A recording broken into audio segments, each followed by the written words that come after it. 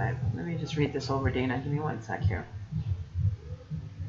Life, okay, roll terms for this, so will be last semester. I think your advice to others tonight has been enlightening and wonderful to hear. Many blessings return to you for sharing your things. Well, thank you, Dana. I appreciate it. I like to spend my time with you guys. I really do. And, you know, I really enjoy doing this work. It makes me.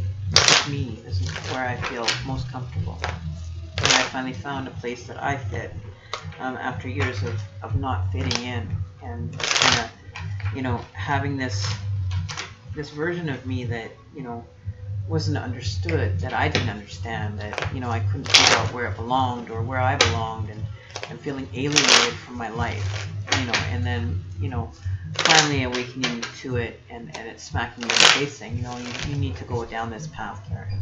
You know, this is the path that you're meant to walk on. This is where you are headed. This is where you need to be going, you know, and you know, loving yourself and truly, you know, taking charge of my life and my abilities and my gifts and the direction that I want to go. Wasn't, you know, easily accepted, especially by my children.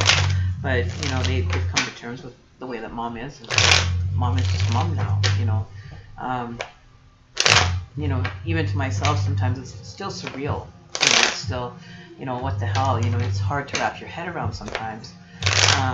Like to explain it, it's just you can't put it into words, like the feeling, the euphoricness that you get, the satisfaction that comes with it, the gratitude that you have, you know, dealing with people, and the gratefulness that you can reflect on your own personal adventures and personal life, and be very grateful for everything that happens and unfolds in your life, and, you know, looking at each experience and saying, I understand why that happened. Now I understand why that came into my world or into the experience for me to have, for me to understand, you know, and really understanding it now, you know, and not living the life of, you know, the world was happening at me, it's happening to me, you know, it was happening with me, and I didn't, you know, I always thought that I was a victim of my life, you know. But when you go through that, you know, you go through the healing and everything, you don't become a victim anymore. You become a survivor, you know, and I've survived a lot.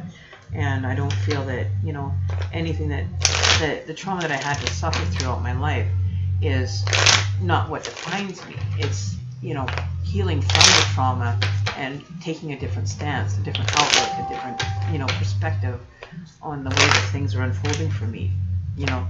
The world isn't happening at me, it's happening with me, and I can either choose to, you know, engage or, you know, disconnect or, you know, be part of the world moving with me. The world is still going to continue on if I stop. The world still moves around me, and I was told that by my partner. The world isn't going to stop because you stop. The world still carries on, and everybody else around you is still doing their thing and living their lives. The world isn't stopping because of you. You're not the center of the world. You know, the world is still revolving around you. It's still going. So either you get back on board and you start moving with the life that you have to live and make choices and experiences, or you can sit idly by and watch the world pass you by. You know, I decided to get off the side of the road and say, hey, I want back into my life. I want to be part of my life. I don't want to let my life escape. You know, I don't want to escape my life anymore.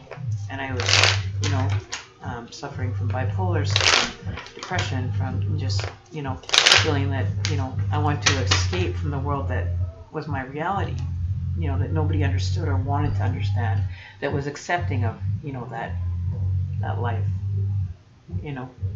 And it's very hard.